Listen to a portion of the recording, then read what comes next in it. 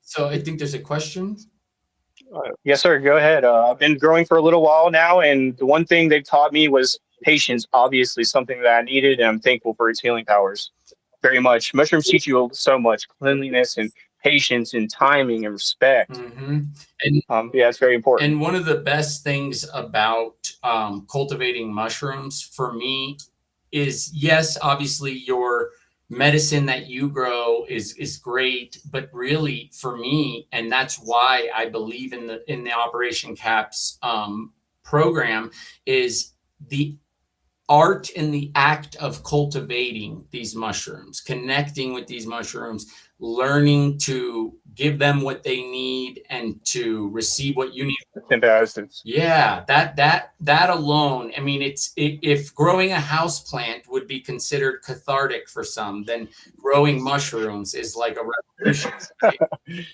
You make a great point though, because especially for me, I grew up my whole life growing plants. So when I tried to do mushrooms, it's the reason why I failed so hard is because I was trying to equate it with growing a plant. And I think a lot of people are trying to do that. And it's totally, mushrooms are more like people than plants, right? So it's going to be a totally different environment that they grow from. Yep, and we're learning. We're just scratching the surface of what these mushrooms truly mean to the human race and to the planet.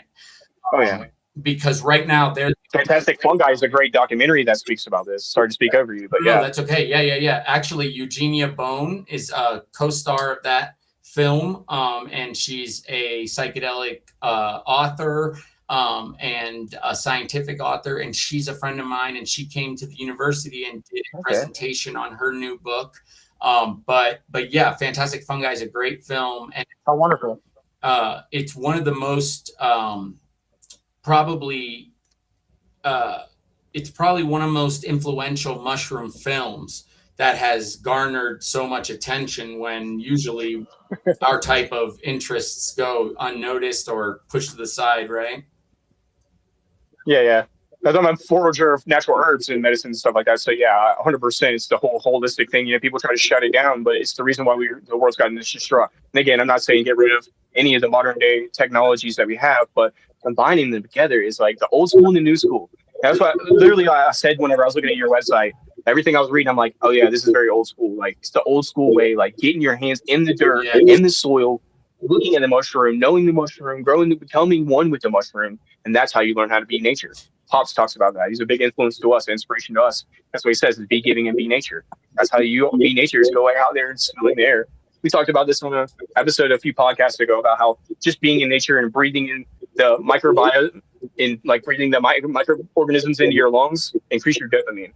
Like actually being near water and stuff like that increase your dopamine and just make you happier. Oh yeah, we don't. And now you're learning and giving you purpose. Yep, we don't view the human race as a symbiotic organism, but it is. It's very much 100%. And it's like,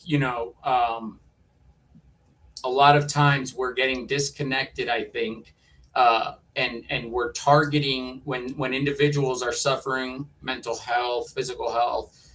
We've gotten into this Western mentality now that has become somewhat toxic, which is essentially whatever the ailment is, let's treat the symptoms, let's not treat the source. And this is what leads to, multi-million-dollar industries that serve pharmaceutical drugs that do not have any efficacy even. They're just being used and they're purchased. And they know that there are things that are more beneficial to use. But they're not going to be able to deny all of that much longer because the research is showing just things that no one can. I think that the door to closing the door on mushrooms, the window to close the door on mushrooms has passed now, where the cat's out of the bag, and it's only going to get wilder from here. And a lot of what I'm getting into teaching now is, and I'm actually hoping to work with Dimitri on figuring out a lot of this, is mycelium-based textiles. So creating aggregates from mycelial webs on mesh. These can be 6 times harder than concrete or any man-made aggregate. It insulates a home 6 times better than any man-made aggregate, and it's fire resistant. Is this the coffins that they're making mushroom mycelium out of? Is this what you're referring to? Or is Very this similar? similar process. But yeah, Okay, very it's cool. basically growing aggregates as a means to have a sustainable production of building material. Very This cool. is what they're looking at for the moon base they're going to be building. Wow, and it'll just decompose into the ground like sand. Yeah, well, it's a pretty remarkable process. And Dimitri does a lot of really cool stuff too, like with dyes and stuff. That Yeah, it shows him on the show. yeah, I actually showed up on his T-shirt from last show. yeah, that is so cool. And that is the kind of stuff that people Yeah, at right these here. mushroom festivals are really they're all about it. I mean, this is like, and I always think of it as if it's popular at the mushroom festival, it'll take 2 years before it's popular in the mainstream now. Right? That's a great point. Yeah. But yeah, I mean, I personally think it's really cool that you guys use the 4 agreements as kind of like a poster for discussion, right? Because I think that all 4 of them apply directly to psychedelic transformation. And a lot of times, the mushrooms and the medicine is what makes you realize that you have not been giving your word. You've not been honest with yourself, and you're not doing your best to be kind to yourself and to respect yourself. We have grown to learn that in our society, if you make a mistake, it's good to smash yourself to bits. It's okay to beat yourself up, and that negative talk is what spirals. And we know it. It'll taint a community. It'll taint a workplace. And so that's why we're trying to get back to the nature. It's this. Let's get back to where we have no choice but to say, I'm feeling better from this, because we're actually out there doing it. Yep, 100%. Exactly. Also, like now is the wave of psychedelics, and to be able to have people like us at the front lines, because I always say this to people, if we just let people get up there, like if we decide, oh, maybe it's not us who are the ones to be able to do it, well, then people who have wrong intentions, are just money hungry, are going to get up there and take the microphone. We need us to be the ones to get up there and start speaking about this stuff, because if we get the front line right now as the wave is starting to curve, we're going to be the ones going through the barrel, and they're going to have to wait for us to finish our wave. Yeah, 100%. That's right. And that's how I have a storefront now in Colorado Springs, and that's what it is about. We support mycology companies who are doing this. We're not anti-profits. Right. We believe that in order to help others, you have to be able to sustain yourself. That's just the common principle. This is why we put the mask on the adult before we put it on the baby, right? When you're on an airplane and it's going down, because if you can't get yourself okay, you can't help others. So we definitely appreciate that aspect, but we focus on companies that are in this for more than that, because we don't want to see things go to the cannabis industry. I mean, I left that industry because of that. Well said. Well said. And that's why I compared this to the other day. You're exactly right. Because it got so tainted, and now it's already too far to be fixed. But now, just like I said, this is the beginning of the wave. So if we fix it, we can stop exactly what happened to cannabis. 100%. Because it shouldn't be the fact that you're making this plant that should be legal anyway, and now you're making it a commodity. You should just invite it and introduce it into people's lives just like it was before. Mm-hmm. It shouldn't be. We talked about this before. People have been using these for centuries. People have been using magic mushrooms spiritually and recreationally and everything in between to help heal themselves. We're at a point, I think, where a lot of those early people, they're falling off because they were in it for the wrong reasons. And I think, and Chris has seen this too, we've encountered a lot of people over these past couple of years that are no longer around just because I don't think that they had the right intentions. They just thought it was going to be an easy dollar, and that's right. not what this is. This is not 100%. at all. I think that is so important, like what you're highlighting right there. And that is why, like, I tell my people in my circle, I say, look, we are not just community leaders. We're not just people who are trying to look out for those who have been left behind or who have been alone and trying to get it on their own. But more importantly, we're guardians of the psychedelic renaissance.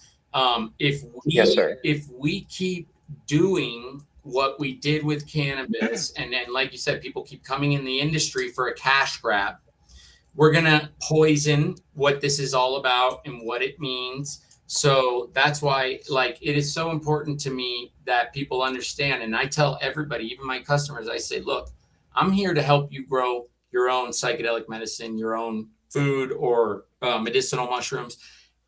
And while I do charge for my products, everyone knows if you come into my store and you say, Chris, I cannot afford a product, I need to grow mushrooms, I need mushrooms, I facilitate that. That is not even something that inherently I always am going to facilitate that, because I know how powerful these mushrooms are and what they can truly do for someone.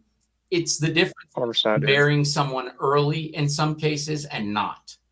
Right? It can be that. Yeah. Instead of holding it like a power over somebody's head, you're holding it as a gift to give someone to be able to choose to enlighten themselves. Yes. 100%. And I have. You don't hold the magic wand to say, hey, I make you enlightened. You say, here, do you want this? And if you choose it, it could enlighten you if you let it. Yes. 100%. To work with it. Yeah. And that's exactly right. Like, that's why. That's my main philosophy. Is just like, we need to get the mushrooms in the people's hands, get the education out there, and the money will come, and it'll come the right way. Yeah. And I'm confident in this more than ever, because I'm seeing it work with my businesses. Mm-hmm. I mean, I have used this approach from day one. People over profits. Got to get back to that shit. I mean, it's what we have gotten to. It is embarrassing. Market. Yeah, it's embarrassing. But yeah, no, it's got to be people over profits, because we can't sustain profits over people anymore. Yep, absolutely. That's very well said. I think a lot of people that fall off, that, like, you know, they were in it for the wrong reason, but if they're taking the mushrooms, you know, it's changed all of us in so many different ways. So if you're not in it with your heart, you're just in it thinking you're gonna make $1, you know, and then, you know, that afterglow, you know, you're gonna feel it, and you're gonna be like, man, I'm not doing the right thing. And I think that's what happens to a lot of people is, you know, they experience it, and then they move on to the next quick buck, because the mushroom showed them this ain't for you. You know, you're not in it for the right reason. Right. Yeah, it's like he was saying, the mushroom will tell you you're being impeccable, you're taking things personally. You're okay. Chris, I want to ask you, you're familiar with the allegory of the cave, correct? I'm sorry? Are you familiar with the allegory of the cave? A bit. Probably have to. All right, so we talk about this a lot. It's actually the introduction to the Four Agreements that we talk in the reading of the Four Agreements. So okay. It talks about how, you know, life is basically, we're sitting in a cave and we're being shown shadows on a wall, and we're seeing these shadows, and it's presented to us as life, right? And what you're talking about is the people who are money hungry are the people that are showing the shadows. And what you're referring to is people like us, or what I like to call is, are the people that are they've already been out of the cave, and they're realizing, oh, we have to go back down there and save these people. We have to do it each time, though. We have to go through the journey of walking by these people of the temptations and stuff like that, right? Of, oh, I got $1 million. Is that good for you? And you have to go, no. I'm just here to save people. And you have to get them and then get out, knowing that will bring you. We talked about this the other day. Gratitude equals abundance, not money. Yeah. You can have all the money in the world and not be happy. 100%. And you can make all the money in the world, and your business is still considered, in my eyes, a failure if you're putting that money over doing what you're supposed to be doing. I mean, and there's you're not doing a consistent job. You're not doing safety and all that stuff. Yeah, there's a lot of issues right now in the new mycology industry, you know, just unethical vendors who are vending mushroom cultures that are copies of copies, and senescence is just like flooding the market. God knows what. Yeah.